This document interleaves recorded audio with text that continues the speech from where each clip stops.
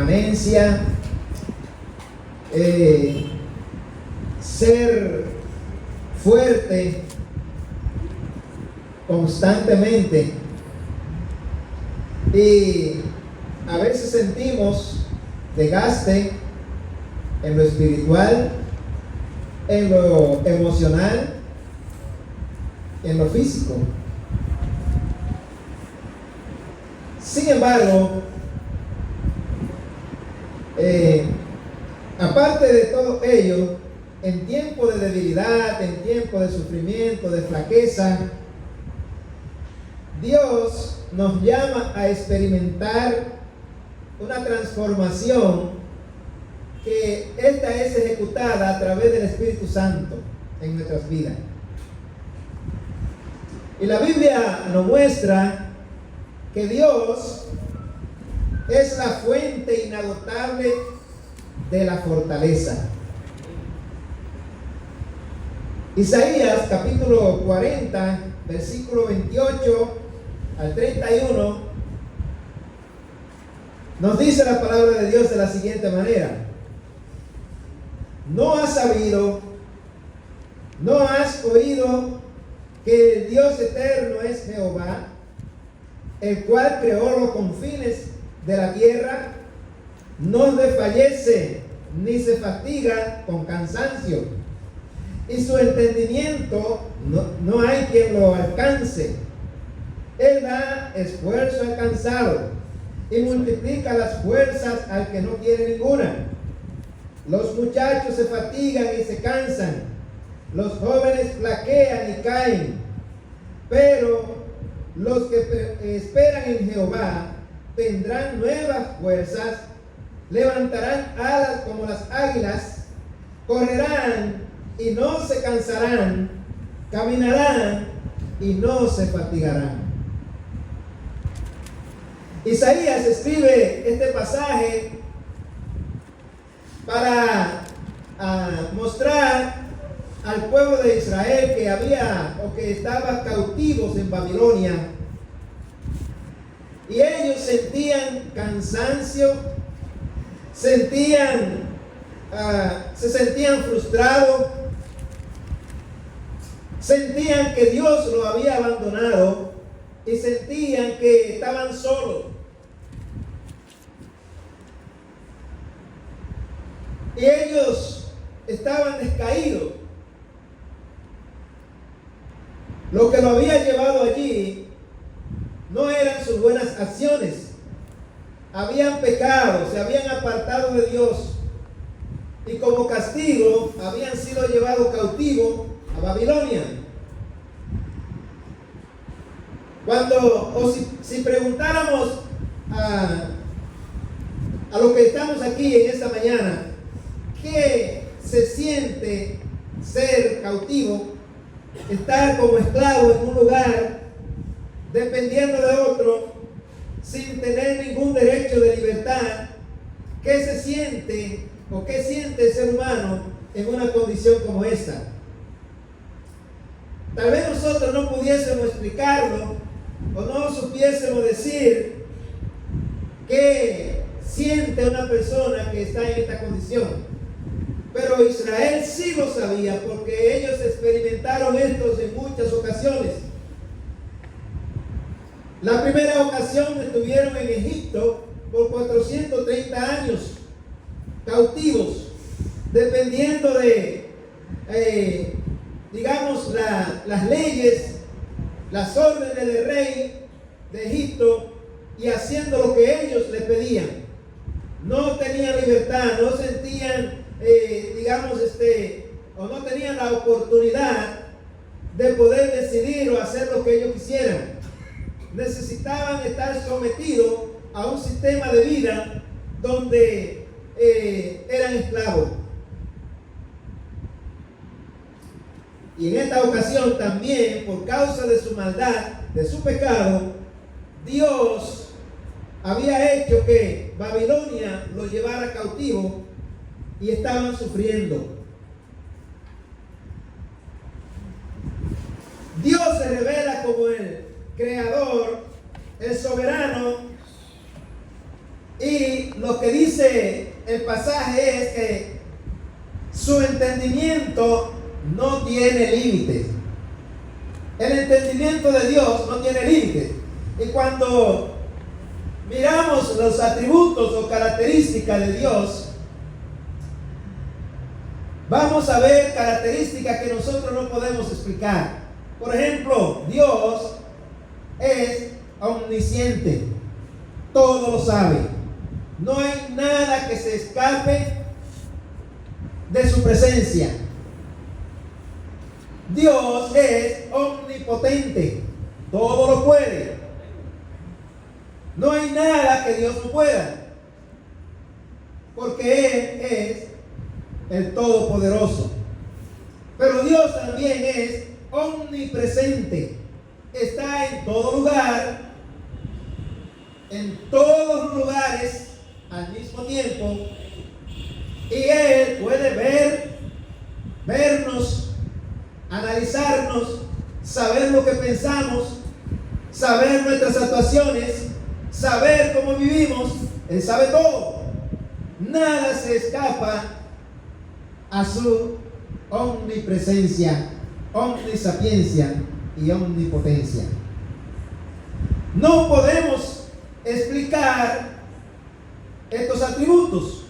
Por eso en la Biblia, cuando hablamos de los atributos de Dios, hay atributos que son conocibles, otros que no podemos conocer, que no podemos explicar, porque son atributos exclusivos de Dios. Y Él no nos ha dado a nosotros la manera de cómo explicarlo, de cómo entenderlo.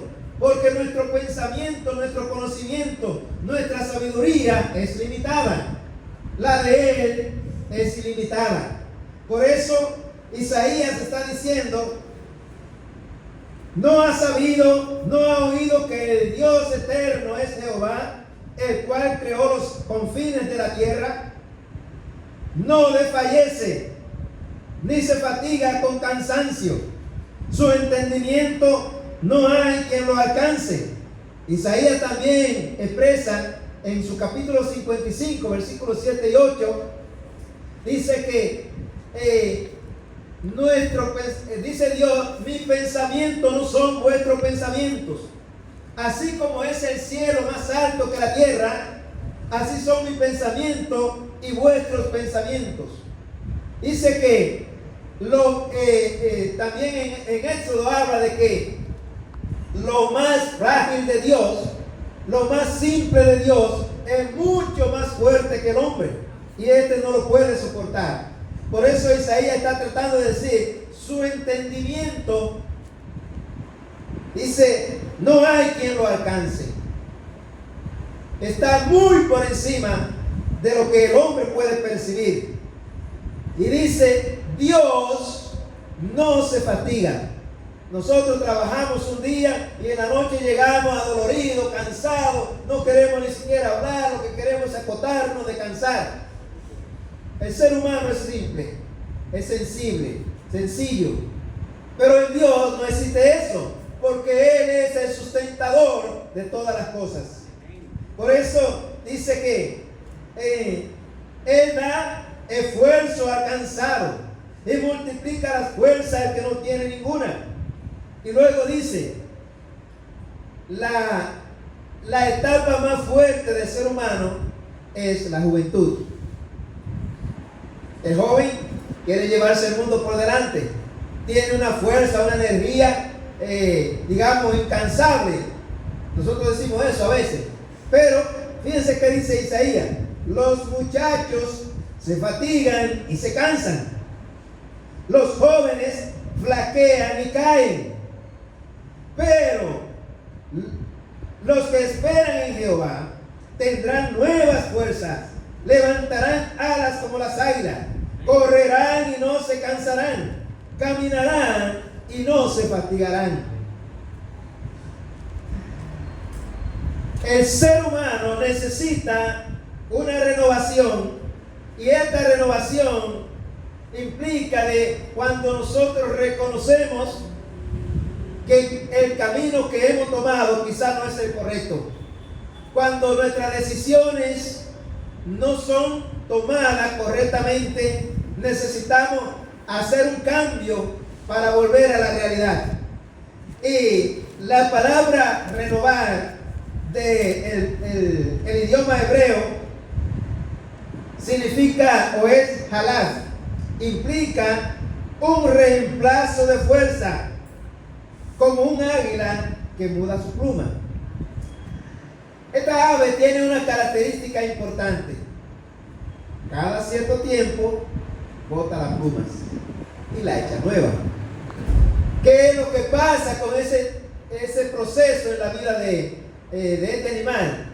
Que el ave es como si vuelve a rejuvenecer, vuelve a fortalecerse, a ser fuerte, y ese proceso hace ese cambio en la vida de ese animal.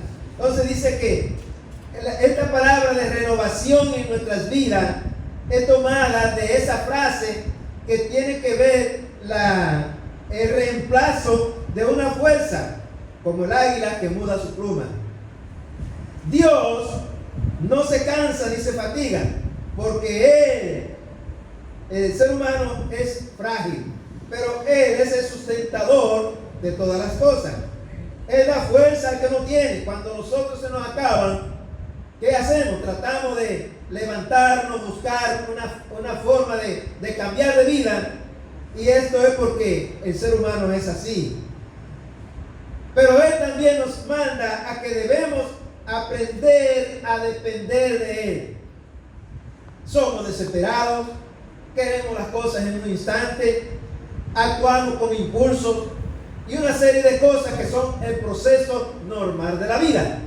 Pero en la vida cristiana, la vida espiritual, cuando nosotros entendemos y tratamos de conocer a Dios a través de su palabra y lo que Él nos indica, nos pide, entonces nosotros aprendemos a actuar confiados en Él. Ponemos nuestras cosas en sus manos. Pedimos que sea Él quien tome el control de nuestras vidas. Que sea Él que supla en el momento que necesitamos. Que sea Él que nos ayuda a caminar confiados en Él. A andar sin miedo, a andar confiadamente en Él. Amén. Aprendemos eso. Y Isaías dice que la espera en Dios produce un nuevo vigor. Necesitamos aprender a depender de Dios. Cuando aprendemos a depender de Dios, entonces no somos desesperados. Sabemos que necesitamos, pero aprendemos a esperar que sea su voluntad en el momento en que Él entiende que es apropiado para nosotros. Amén. El cristiano debe actuar así. Salmo capítulo 121, versículo 1 y 2 dice: alzaré mis ojos a los montes. ¿De dónde vendrá mi socorro? Mi socorro viene de Jehová, que hizo los cielos y la tierra. Eso es confiar en Dios. Amén. Eso es esperar en Dios. Amén. Eso es confiar en que Él, yo tengo una necesidad, la pongo en sus manos y Él va a obrar en el momento que Él entiende correcto. Segunda de Corintios capítulo 4 versículo 16 dice que mientras el hombre exterior se va desgastando, el interior no obstante se renueva de día en día. Y realmente en la vida espiritual, mientras nuestro cuerpo se desgasta, nuestro espíritu crece, nuestro espíritu se fortalece y aprendemos a confiar plenamente en Él. La renovación comienza en un corazón puro. Si no hay una actitud de arrepentimiento, una actitud de cambiar a ser puro, no es posible la renovación. Salmo 51, versículo 10 al 12 dice de la siguiente manera: crea en mí, oh Dios, un corazón limpio y renueva un espíritu recto dentro de mí.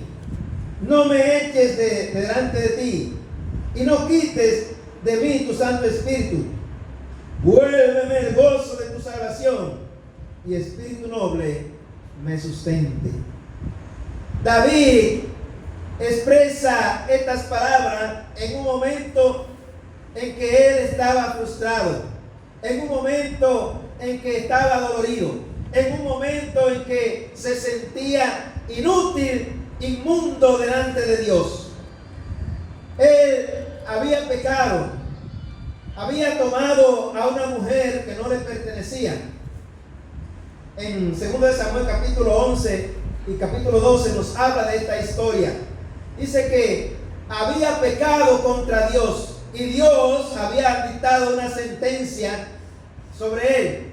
Y estando en esta condición de, lejos de Dios, apartado por su maldad, por su pecado, él toma una actitud de arrepentimiento y él le pide a Dios que cambie su vida, que lo renueve, que haga en él un corazón diferente al corazón que tiene. Bueno, David era considerado el hombre conforme al corazón de Dios.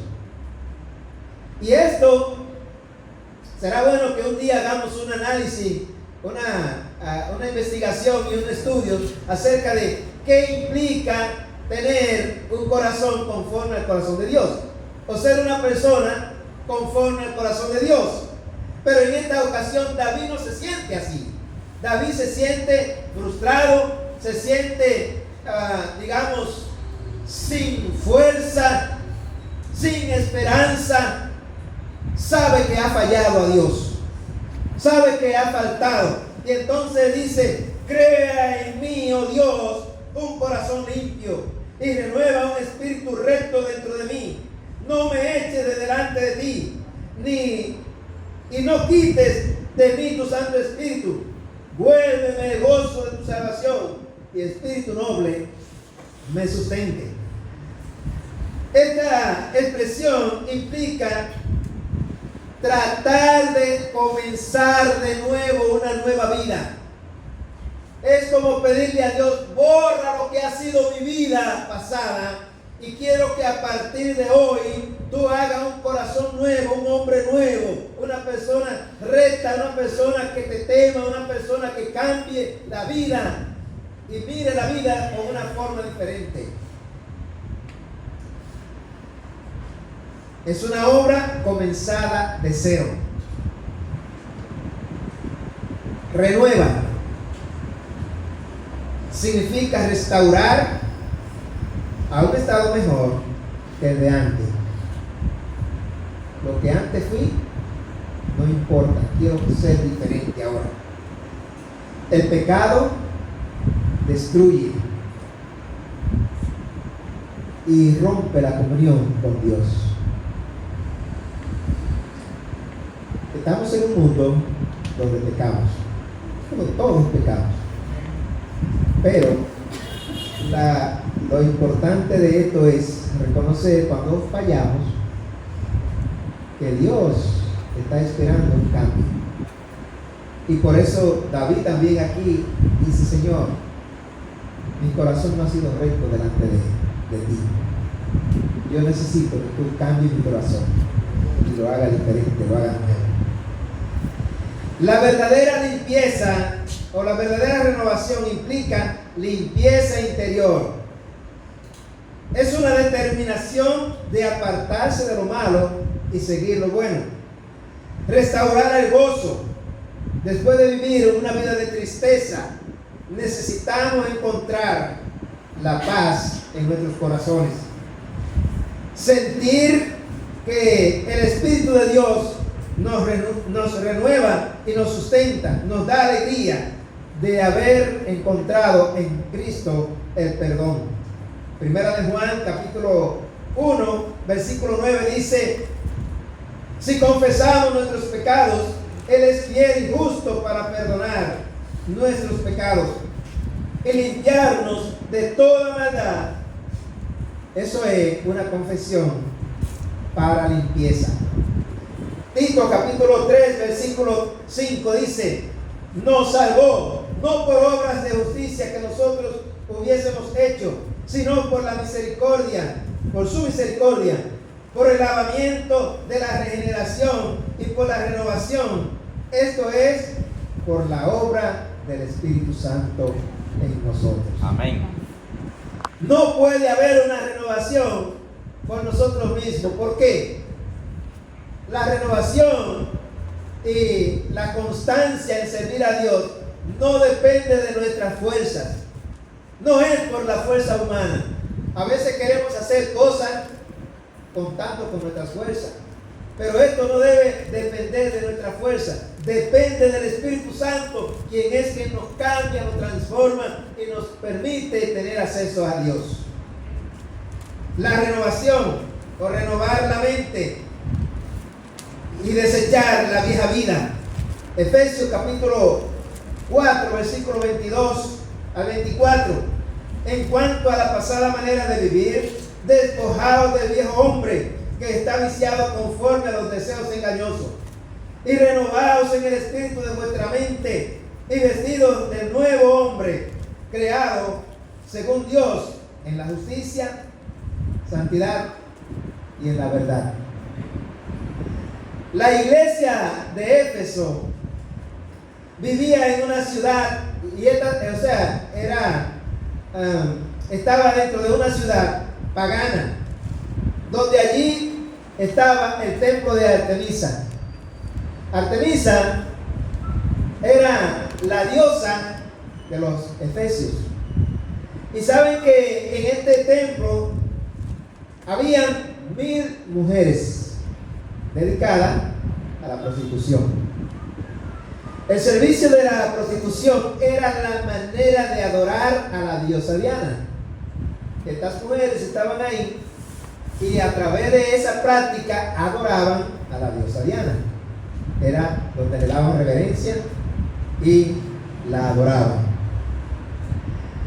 Pablo, cuando habla ahí de despojarse del viejo hombre, habla de, o usa la figura de cambiarse la ropa. Él está diciendo, es como despójense de esa ropa sucia, contaminada, pecaminosa, y ahora revístanse de una nueva vestidura en Cristo Jesús. Amén. Desechar la vieja levadura, vestirse de un nuevo hombre con un enfoque a Dios en su doctrina. La transformación es una transformación de la parte exterior, y esta debe ocurrir de la parte interior, debe ocurrir en la mente, debe ocurrir en el pensamiento y debe hacerse también con nuestra voluntad. Forma a la imagen de Dios en santidad. Colosenses capítulo 3, versículos 9 y 10.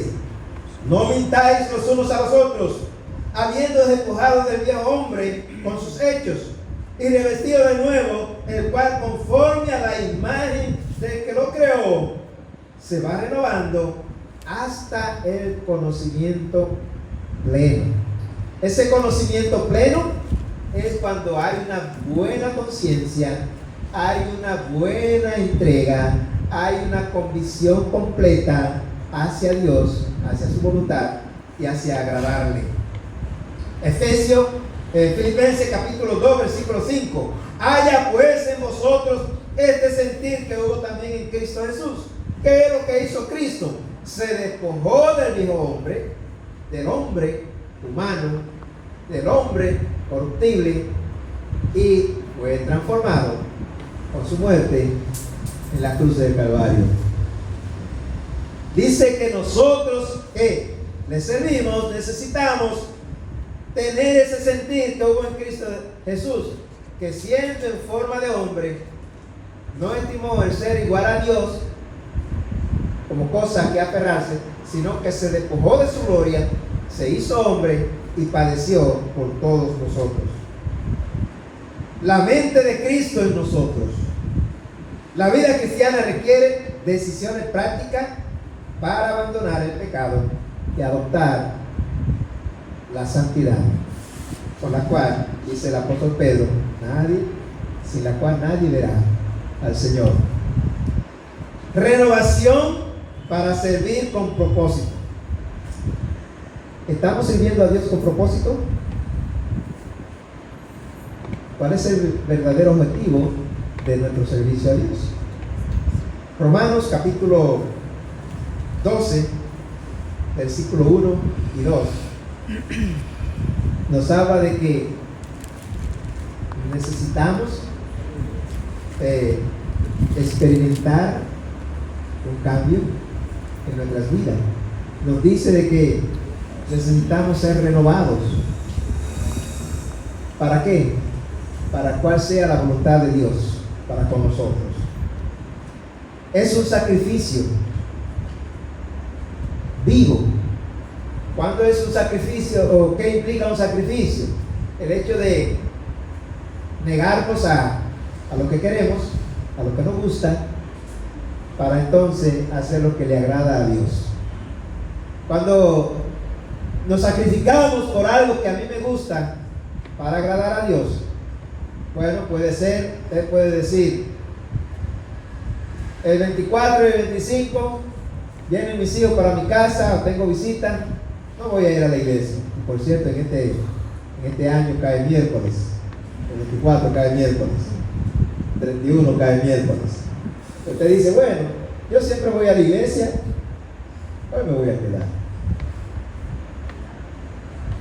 ¿Qué espera Dios? Probablemente no lo vaya a castigar porque le haga eso. Pero, ¿cuál es mi devoción y cuál es mi sacrificio a Dios? Voy.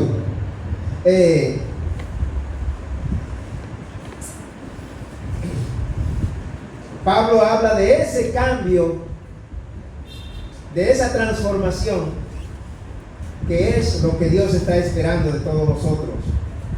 Sacrificio vivo. La palabra renovación viene de la palabra griega anakainosis, un cambio continuo y progresivo.